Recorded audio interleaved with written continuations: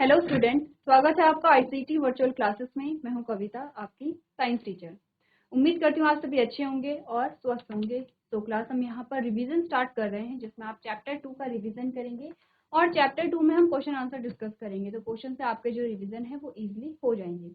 हम बात करेंगे यहाँ पर क्लासिफिकेशन की, बायोलॉजिकल क्लासिफिकेशन की। आपने चैप्टर में पढ़ा है, अच्छे से समझा है।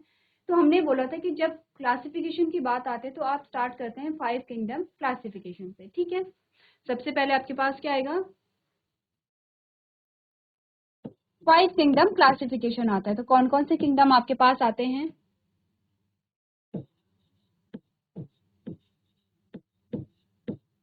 मोनेरा,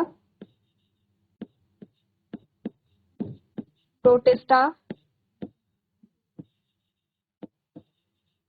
फंजाई, प्लांटी और एनिमेलिया।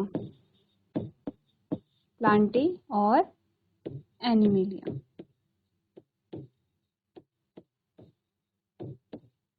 यही है आपके 5 किंगडम। एक बार देखिए, 5 किंगडम क्लासिफिकेशन जब आपने पढ़ा था, अब आप एक एक किंगडम को करके यहाँ पर स्टडी कर रहे थे। सबसे पहले आपने मोनेरा के बारे में समझा, प्रोटिस्टा के बारे में समझा, फंजाई के बारे में समझा। तो ये तो आपने एक चैप्टर में समझा। ठीक है, किंगडम प्लांटी जो है अब आपके पास क्या आ गया है, सेपरेट चैप्टर आ गया है। और किंगडम एनिमेलिया,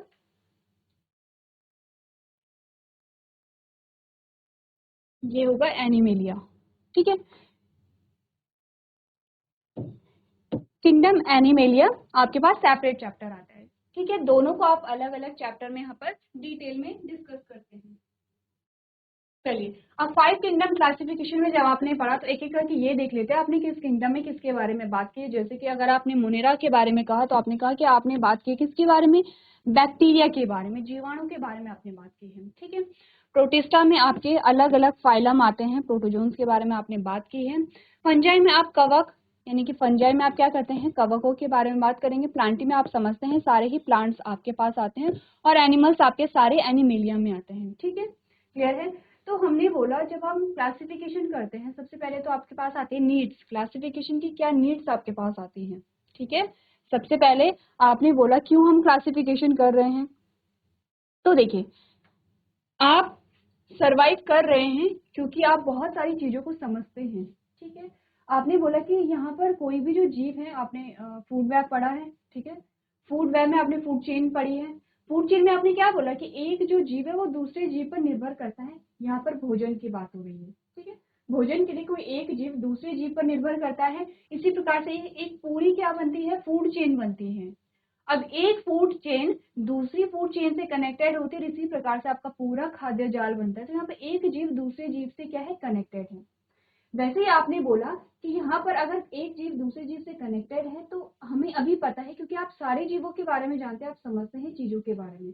आपको किसी भी चीज के बारे में जानना है या जो भी आपकी नई जो खोज होती है, जो भी डिस्कवरी होती है, वो कैसे हो पाती है, क्योंकि आप शुरुआती की जो चीजें हैं वो जानते हैं।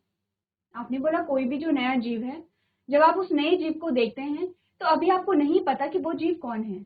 हो सकता है कि वो क्या हो, किंगडम मोनेरा में आता हो, या हो सकता है वो किंगडम एनिमेलिया में आता हो। ठीक है, अभी क्योंकि आपको कुछ पता नहीं है।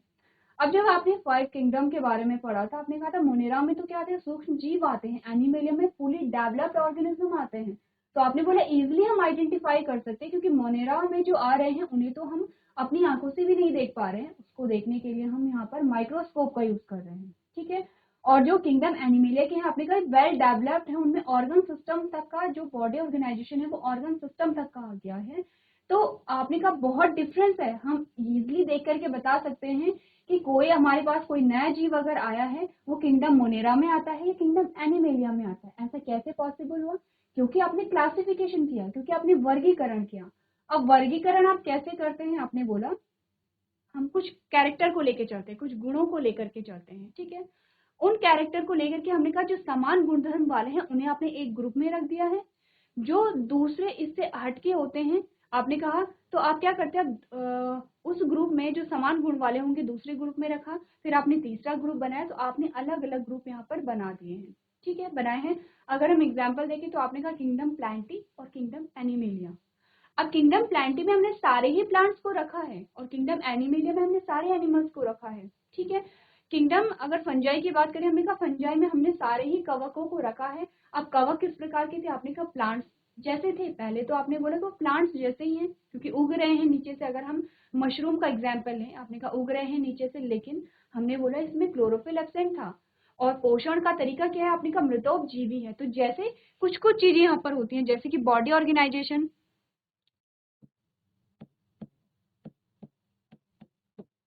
शारीरिक संगठन किस प्रकार का है, ठीक है, पहली चीज। दूसरा आपने कहा पोषण किस प्रकार से हो रहा है। तीसरा आपने कहा कि रिप्रोडक्शन यानी कि प्रजनन की क्या विधि है। तो कुछ ऐसी चीजें होती है कि जैसे कि शरीर का संगठन किस प्रकार का है, पोषण किस प्रकार से ले रहे हैं और प्रजनन किस प्रकार से हो रहा है।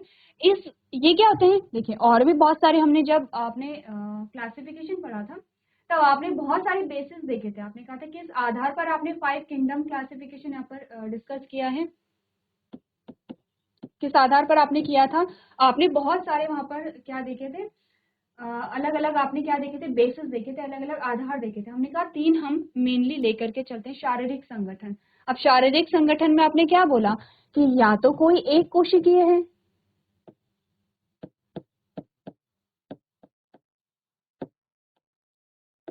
ठीक है, या फिर कोई बहुकोशिकीय है,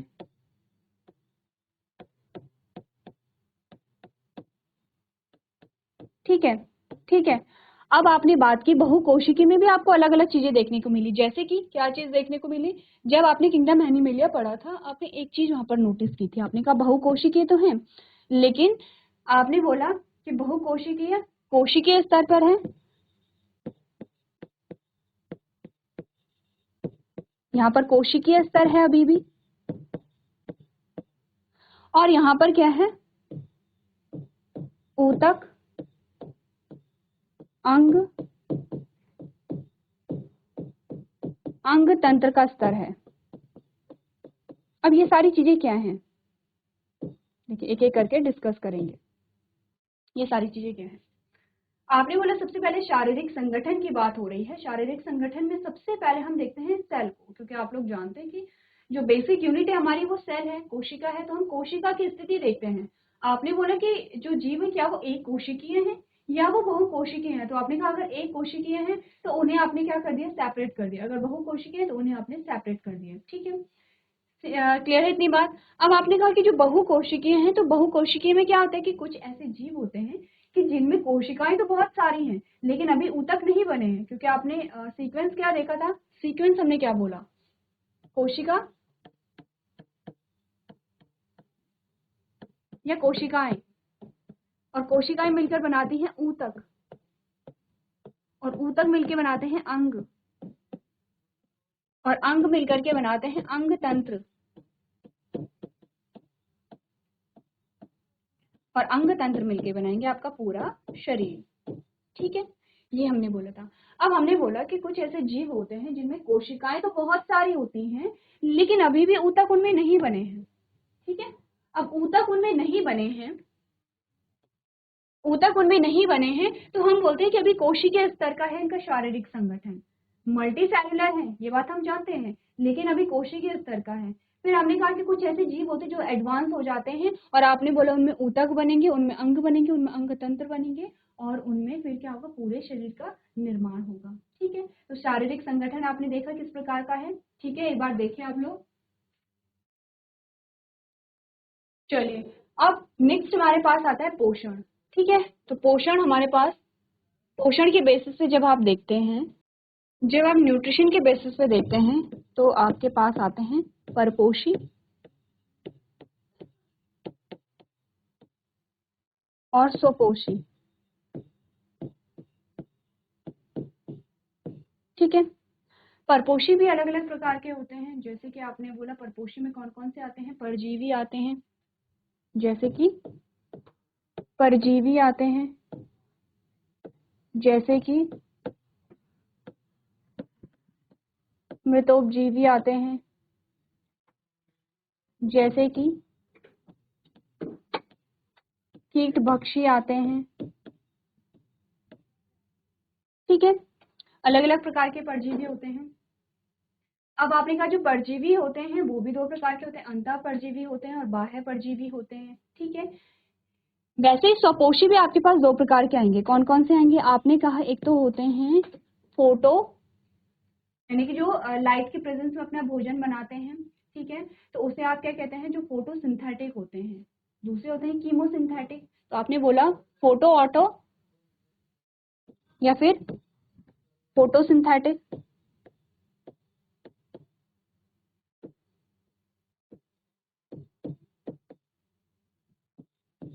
और कीमोसिंथेटिक।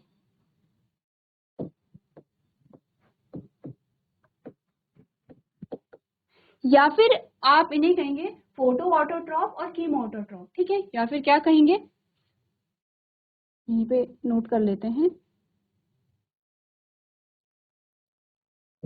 आपने बोला फोटो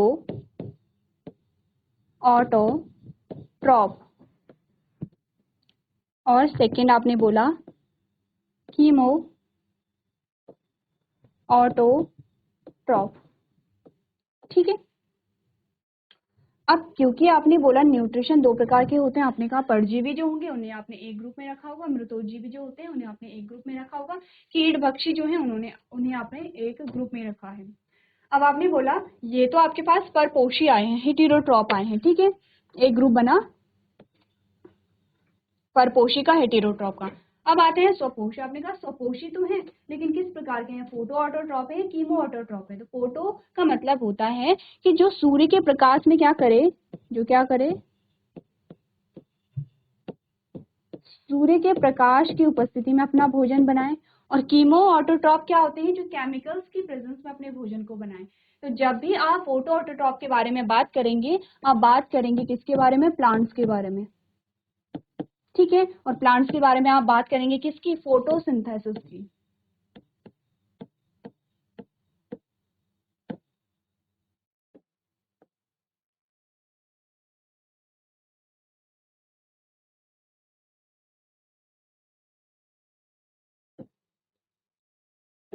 ठीक है, फोटोसिंथेसिस की आप बात करेंगे।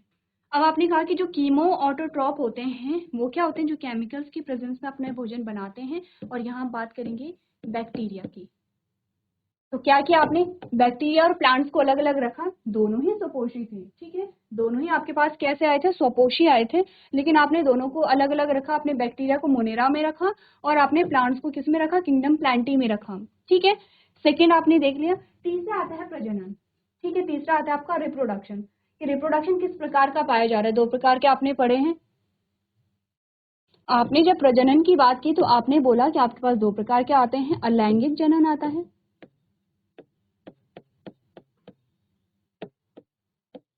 अलैंगिक जनन में क्या क्या आपने पढ़ा है? अगर अलैंगिक जनन के एग्जाम्पल देखें तो आपने इसके अंदर क्या क्या चीजें पढ़ी हैं? आपने बोला प्रकार क्या क्या पढ़े हैं। आपने बोला बाइनरी फिजन आपने पढ़ा है, आपने फ्रेगमेंटेशन आपने पढ़ा है, बर्डिंग आपने पढ़ा है, वेजिटेटिव प्रोपेगेशन आपने पढ़ा है, ठीक है। बाइनरी फिजन किसमें देखा आपने? अमीबा में देखा है। फ्रेगमेंटेशन किसमें देखा है आपने? एल्गी में देखा है, ठीक है, एल्गी में देखा है। बर्डिंग किसमें देखा है आपने? हाइड्रा में देखा है, बर्डिंग आपने हाइड्रा में देखा है। वेजिटेटिव प्रोपेगेशन आपने प्लांट्स में देखा है, ठीक है। और रीजनरेशन भी आपका आता है, फ्रेगमेंटेशन और रीजनरेशन। रीजनरेशन आपने किसमें देखा है? प्लेनेरिया में देखा है। ये सारे आपके पास आते हैं अलैंगिक जनन के प्रकार, ठीक है। तो आप देखेंगे कि अलैंगिक जनन जिसमें पाया जा रहा है उन्हें आपने एक ग्रुप में रखा और आपने ये भी देखा कि अलैंगिक जनन का कौन सा प्रकार पाया जा रहा है। दूसरा आपके पास क्या आता है? लैंगिक जनन आता है, ठीक है। दूसरा आपके पास क्या आएगा? लैंगिक जनन।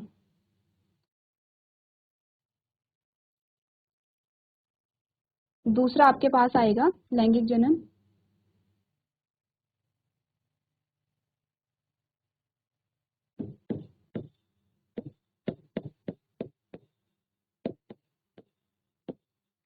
अब लैंगिक जनन में आप जानते हैं कि यहाँ पर क्या होते हैं? दो पेरेंट्स शामिल होंगे, यहाँ पे गैमेट्स बनेंगे, यहाँ पे फर्टिलाइजेशन होगा। लेकिन लैंगिक जनन में आपने बोला जो निषेचन हो रहा है, जो निषेचन हो रहा है वो कौन से प्रकार का है, बाह्य है या आंतरिक है?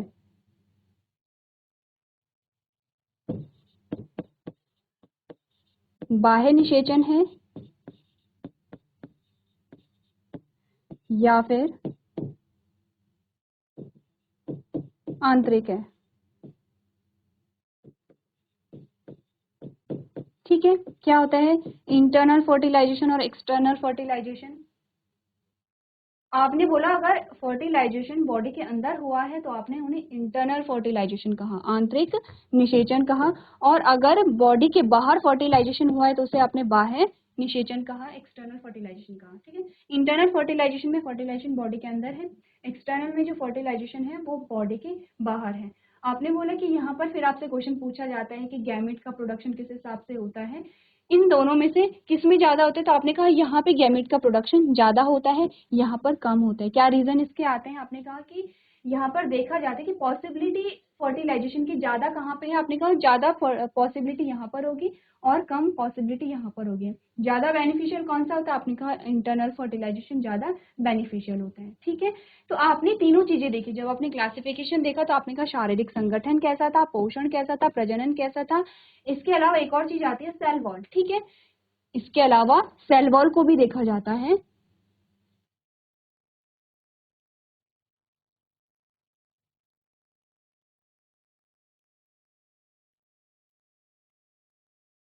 चौथा आपने कहा सेल वॉल।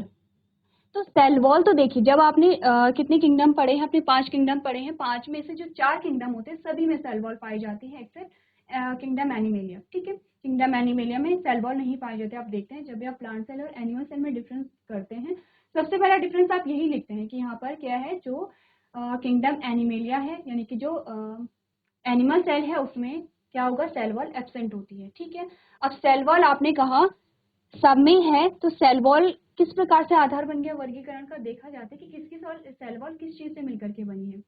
किंगडम मोनेरे में आपने देखा सेल वॉल किसी और चीज से मिलकर बनी है। ठीक है, फिर आपने प्लांट में देखा तो प्लांटी में किसी और से बनी है, फंगस में किसी और से मिलकर बनी है। तो ये सारे कुछ बेसिस होते हैं आपके पास किसके? क्लासिफिकेशन के। अब जब आपने क्लासिफिकेशन पढ़ा तो आपने कहा कि आप क्या कर रहे हैं कि विकास का क्रम पढ़ रहे हैं।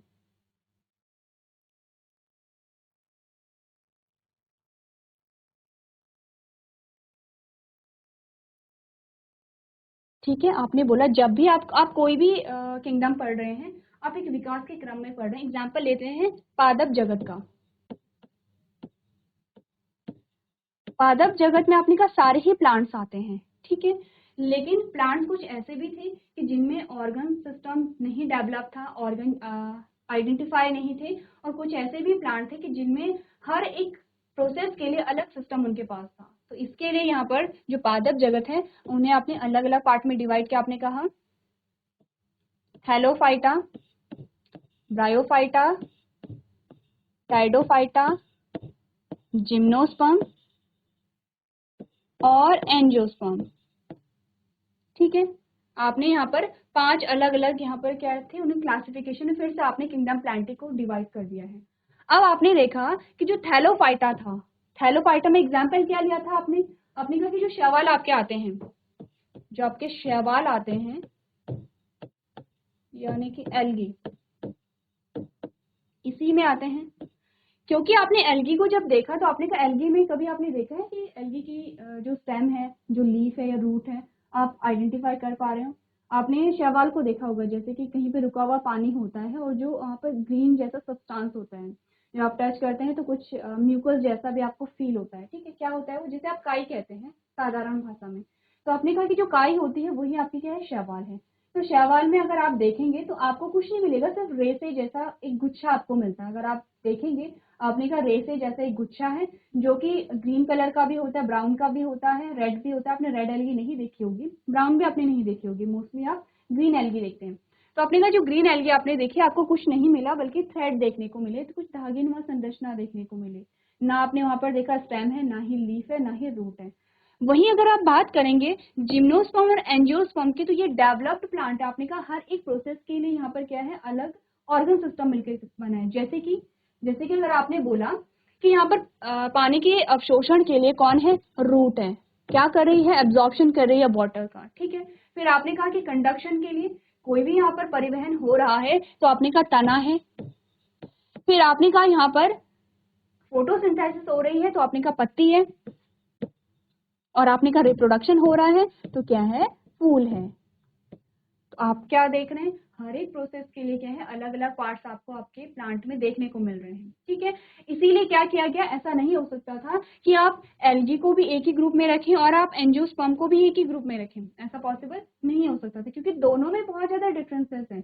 जहां वो पानी में ही रहता है, पानी में ही ग्रो करता है, वहां अगर आप एंजियोस्पर्म को देखेंगे तो क्या है, बिना पानी के भी पहाड़ों में भी पाए जाते हैं, बहुत हाइट वाले रीजन में भी पाए जाते हैं। ठीक है, तो आपने जब आपने थैलोफाइटा के बारे में बात की तो आपने थैलोफाइटा में किसके बारे में बात की, शैवाल के बारे में बात की। आपने कहा शैवाल में यहाँ पर जो बॉडी है वो आप आइडेंटिफाई नहीं कर सकते हैं, ऑर्गन्स नहीं बने हैं यहाँ पर, कैसे हैं, फोटोसिंथेटिक है।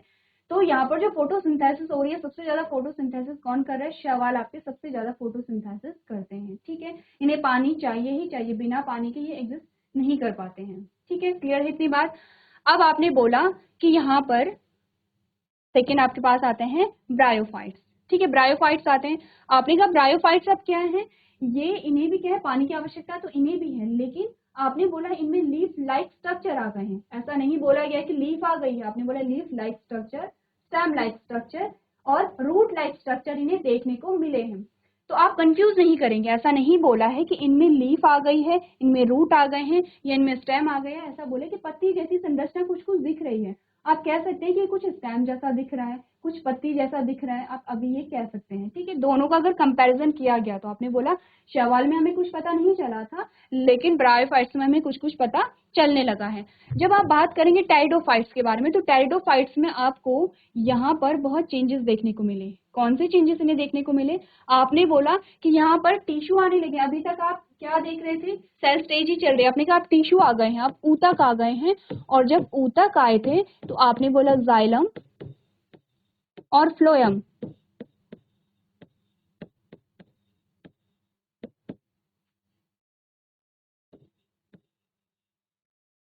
जाइलम और फ्लोएम आ गए हैं। अब आपने बोला जब जाइलम और फ्लोएम आ गए हैं, अच्छा इससे पहले एक और चीज ध्यान रखिए, ब्रायोफाइट्स भी आपके अभी तक पानी में है, इन्हें पानी की आवश्यकता है। जो टेरिडोफाइट्स हैं वो आपके टेरेस्ट में आ गए हैं। ठीक है, टेरेस्ट में आ गए हैं, लेकिन अभी भी इन्हें मॉइस्चर की जरूरत है। ऐसा नहीं है कि ये बहुत ज्यादा ड्राई एरिया में होंगे, बहुत शेडी एरिया में होते हैं, यानी कि ऐसे घने जंगलों में होते हैं जहां पर पूरी छांव रहती है, पूरी नमी रहती है।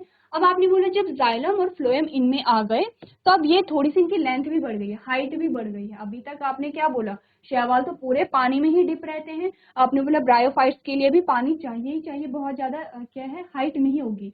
क्यों, क्योंकि अभी तक टिश्यू नहीं आए हैं, और टिश्यू का ही काम होता है कंडक्शन करना। आपने बोला कि जाइलम ही पानी और मिनरल्स को पहुंचा रहा है और फ्लोएम ही आपके फूड को पहुंचा रहा है, तो अगर जाइलम और फ्लोएम नहीं है तो ज्यादा हाइट नहीं होगी। अब क्योंकि टेरिडोफाइट्स में हाइट थोड़ा आने, जाइलम और फ्लोएम आ गए हैं तो हाइट भी थोड़ा आने लगी है। ठीक है, टिश्यू लेवल यहाँ पर आ गया है, बॉडी ऑर्गेनाइजेशन कैसा है, टिश्यू लेवल का है। और जब आप बात करते हैं जिम्नोस्पर्म और एंजियोस्पर्म की, तो फुली डेवलप्ड प्लांट होते हैं। आपको बताया क्या जा रहा है, आपने बोला आप इस प्रकार का जो क्रम पढ़ रहे हैं वो एक डेवलपमेंट का क्रम पढ़ रहे हैं। क्वेश्चन हमारे पास ये आया था कि क्यों हम क्लासिफिकेशन को पढ़ रहे हैं। हमने बोला अगर हमें ये सारी चीजें पता नहीं रहती तो हम इन प्लांट्स के बारे में जानते ही नहीं, इनकी इंपॉर्टेंस क्या होती है हम ये भी नहीं जानते, और इनका यूज आप किस प्रकार से करते हैं आप नहीं जान पाते। जैसे कि शैवाल, एलगी का यूज आप बहुत जगह करते हैं, एलगी का यूज हम खाने में भी करते हैं। ठीक है, बहुत सारे ऐसे प्रोडक्ट होते हैं, कॉस्मेटिक प्रोडक्ट में भी करते हैं। तो इस प्रकार से आप अगर किसी भी जीव के बारे में नहीं जानते तो आप उसकी इंपॉर्टेंस नहीं जानते, और उसका उपयोग अपने लिए किस प्रकार से किया जाए आप वो भी नहीं जानते। ठीक है, तो इसीलिए हम क्या करते हैं, वर्गीकरण करते हैं, क्लासिफिकेशन करते हैं। तो क्लास आपने क्या किया, आपको स्टडी करनी पड़ेगी, किसी भी जीव के बारे में, किसी भी प्लांट के बारे में जानने के लिए आपको स्टडी करनी पड़ेगी। अब ऐसा पॉसिबल नहीं है कि आप हर एक प्लांट को लें और उस पर स्टडी करें, उससे अच्छा क्या होगा, आप देखेंगे कि जो सिमिलर प्लांट्स होते हैं, जो समान गुणधर्म वाले जो प्लांट्स होते हैं, आपने उन्हें एक ग्रुप में रखा, क्या कहते हैं, स्पीशीज कहते हैं। तो आपने क्या किया, वहां पर अलग अलग ग्रुप बनाए प्लांट्स को, जैसे कि आपने यहाँ पर बनाया। ठीक है, तो आपने बोला यहाँ पर आपने ग्रुप बना दिए हैं। अब आपने जब शैवालों के बारे में बात की तो आपने एक लाइन बोला, आपने कहा कि जो शैवाल होते हैं वो पानी में पाए जाते हैं, सब पर अप्लाई हो रहा है। आपने कहा जो शैवाल है उनमें ऑर्गन्स आइडेंटिफाइड नहीं है, सब पर अप्लाइड है। ठीक है, आपने कहा कि जो शैवाल है क्योंकि उनमें क्लोरोफिल पाया जा रहा है, वो फोटोसिंथेसिस कर रहे हैं, सारे ही शैवालों पर अप्लाइड होता है। आपने कहा कि टाइडोफाइट्स में यहाँ पर ऊतक आ गए हैं, आपने कहा सारे ही टाइडोफाइट्स पर क्या है, अप्लाइड है। ये इजी है क्योंकि आपने सिर्फ एक को क्या करना है, यहाँ पे एक पे स्टडी करनी है और आपको सारे ही ग्रुप के बारे में पता चल जाता है, इसलिए क्या है क्लासिफिकेशन इंपॉर्टेंट है। तो एक बार देखिए आप लोग किंगडम प्लांटी के बारे में। चलिए तो आप क्वेश्चन आंसर देख लेते हैं, उससे पहले एक बार आप वायरस के बारे में आपको बताया गया है, एक बार वायरस के बारे में पढ़ लेते हैं। आपने कहा the viruses are a cellular structure therefore do not find a place in Whittaker's 5 kingdom classification. क्योंकि हमने वायरस के बारे में बात नहीं की, हमने सिर्फ बैक्टीरिया के बारे में बात की है। क्यों नहीं की है? क्योंकि आपने बोला जो वायरस है वो अकोशिकीय संरचनाएं हैं, उनमें सेल नहीं पाई जाती है, इसलिए उन्हें विटेकर के 5 जगत वर्गीकरण में स्थान नहीं मिलता है। तो जो वायरस है वो अगर किसी सेल के बाहर है, किसी लिविंग सेल के बाहर है, तो आपने कहा कि वो क्या होते हैं, यहाँ पर मृत माना जाता है। अगर किसी सेल में आ जाता है तो वो क्या होता है, फिर जीवित हो जाता है और वहां पर रेप्लिकेशन करने लगता है। नेक्स्ट आपने बोला they consist of nucleic acid either DNA और RNA that is surrounded by a protein coat. तो ये किस चीज से मिलकर के बने? अगर इनमें सेल ही नहीं पाई जा रही तो आपने बोला इनमें न्यूक्लिक एसिड होता है, या तो डीएनए या तो आरएनए। अब जानते हैं जब भी हम बात करते हैं जेनेटिक मटेरियल की, तो हम बात करते हैं कि मोस्टली जो जेनेटिक मटेरियल है वो डीएनए होता है। लेकिन जब हमने कहा कि कुछ ऐसे वायरस भी होते हैं जिनमें जेनेटिक मटेरियल क्या होगा, आरएनए होता है, तो आपने बोला कि न्यूक्लिक एसिड इनमें होता है, डीएनए या आरएनए कुछ भी हो सकता है, जो एक प्रोटीन कोड से घिरा होता है। यानी कि इनका डीएनए या आरएनए एक प्रोटीन कोड से क्या होगा, कवर्ड यहाँ पर होता है। These viruses can grow and multiply only within a host cell। तो आपने बोला कि ये वायरस केवल तभी रेप्लिकेट कर सकते हैं, तभी अपनी संख्या में वृद्धि कर सकते हैं जब ये किसी जीवित कोशिका के अंदर होते हैं। Viruses exist as a crystals outside the host cell. They cause a disease and severely damage to the host. For example, Virola cause a smallpox. HIV यानी कि Human Immunodeficiency Virus cause AIDS। यानी आपको क्या बोला गया है, जो virus है मेजबान कोशिका का मतलब है होस्ट सेल। होस्ट सेल का मतलब है कि जिस सेल के अंदर ये है, ठीक है, उन्हें होस्ट कहा जाता है। आपने बोला जो वायरस है वो मेजबान कोशिका के बाहर क्रिस्टल के रूप में मौजूद होते हैं, वे बीमारी का कारण बनते। तो मोस्टली आपने जब देखा होगा कि जो यहाँ पर संक्रामक बीमारियां होती हैं वो वायरस की वजह से होती हैं या सूक्ष्म जीवों की वजह से ही होती हैं और मेजबान कोशिका को गंभीर रूप से नुकसान पहुंचाते हैं। एग्जाम्पल के लिए जो वेरियोला है वो चेचक का कारण बनता है और HIV क्या होता है, मानव इम्यूनोडेफिशिएंसी वायरस एड्स का कारण बनता है। ठीक है, तो ये आपने बात की किसकी, वायरस की। नेक्स्ट आपके पास आते हैं वायरॉइड्स। क्या होते हैं? आपने बोला they are the smallest known infectious structures and consist only a nucleic acid without a protein cell. अब वायरस और वायरॉइड्स में क्या डिफरेंस है? आपने बोला कि ये सबसे छोटी ज्ञात संक्रामक संरचनाएं हैं, इनमें प्रोटीन शेल के बिना ही न्यूक्लिक एसिड होता है, क्योंकि वायरस में न्यूक्लिक एसिड है, उसके बाहर प्रोटीन की कवरिंग है। आपने कहा जो वायरॉइड्स होते हैं उनमें प्रोटीन की कवरिंग नहीं पाई जा रही है। अगले आते हैं lichen. They are known to be the symbiotic association of algae and fungi. The algal components are autotroph and synthesize the and provide food. The fungal component offers protection and shelter. आपने बोला lichen क्या है? आपने सहजीवी संबंध पढ़ा है जिसे आप सिम्बायोटिक रिलेशनशिप कहते हैं। सिम्बायोटिक रिलेशनशिप में क्या होता है? आपने कहा कि दो अलग अलग क्या होती हैं, अलग अलग प्रजातियां होती हैं, ए और बी। ठीक है, दो अलग अलग प्रजातियां होती ए और बी। अब आपने बोला ए ने बी को कुछ दिया, ठीक है, कुछ दिया, ए ने बी को कुछ दिया जो कि बी के पास नहीं था, और बी ने ए को कुछ दिया जो कि ए के पास नहीं था। ठीक है, तो दोनों क्या कर रहे हैं, एक दूसरे पे डिपेंड हैं अपनी आवश्यकताओं के लिए। आप ये नहीं कहेंगे कि ए कंप्लीटली बी पर ही निर्भर है और बी कंप्लीटली ए पर ही निर्भर है। आपने कहा किसी चीज के लिए ए निर्भर होगा, किसी चीज के लिए बी निर्भर होगा। इस प्रकार के संबंध को आप क्या कहते हैं, सहजीवी संबंध कहते हैं। तो आपने बोला लाइकेन इसी प्रकार का क्या है, आपके पास एग्जाम्पल आता है। इन्हें शैवाल और कवक के सहजीवी संघ के रूप में जाना जाता है। ठीक है, किसका यहाँ पर एसोसिएशन है, एल्गी और फंगस का। ठीक है, एल्गी और फंगस का क्या है, एसोसिएशन है। तो आपने कहा ये है एल्गी और ये है फंजाई। अब आपने कहा कि एल्गी के पास तो क्या है, क्लोरोफिल है, तो वो क्या कर सकता है, भोजन का निर्माण कर सकता है। तो एल्गी फंगस को क्या दे रहा है, आपने कहा फूड दे रहा है। तो आपने का जो फंगस है वो एल्गी को क्या देता है, आपने कहा प्रोटेक्शन देता है, शेल्टर देता है और कुछ न्यूट्रिएंट्स को एब्जॉर्ब करने में मदद करता है। ठीक है, क्लियर है इतनी बात। तो दोनों एक दूसरे को कुछ ना कुछ दे रहे हैं। तो आपने क्या पढ़ा, शैवालीय घटक सपोषी होते हैं और संश्लेषण कर भोजन प्रदान करते हैं, कवक घटक सुरक्षा और आश्रय यहाँ पर प्रदान करते हैं। तो एक बार देखिए जो इंपॉर्टेंट टर्म्स यहाँ पर आपको बताई गई हैं। चलिए, तो ये आपने जाना है कुछ इंपॉर्टेंट टर्म्स के बारे में। नेक्स्ट आपके पास कुछ क्वेश्चन आंसर हम स्टार्ट करेंगे, जिसमें सबसे पहला क्वेश्चन आपसे पूछता है which of the following organism can be found in extreme saline condition, यानी कि निम्नलिखित में से कौन सा जीव अत्यधिक लवणीय परिस्थितियों में पाया जा सकता है। एग्जाम्पल है यू बैक्टीरिया, आर्के बैक्टीरिया, साइनोबैक्टीरिया या माइकोबैक्टीरियम। और ये क्वेश्चन आपके लिए है होमवर्क के लिए। ठीक है, पढ़ के लेके आएंगे आप लोग कि वो कौन सा जीव है जो एक्सट्रीम कंडीशन में रह सकता है। एक्सट्रीम कंडीशन का मतलब है ऐसी कंडीशन जहाँ पे कोई नॉर्मल जो जीव है वो सर्वाइव नहीं कर सकता है, या तो बहुत ज्यादा ही क्या होगा वहाँ पे टेम्परेचर होगा या बहुत कम टेम्परेचर वहाँ पर होता है। ठीक है, तो ये क्वेश्चन आप घर से पढ़ के लेके आएंगे। तो आज के सेशन में हम इतना ही करेंगे। अभी तक क्लास में बने रहने के लिए आपका धन्यवाद।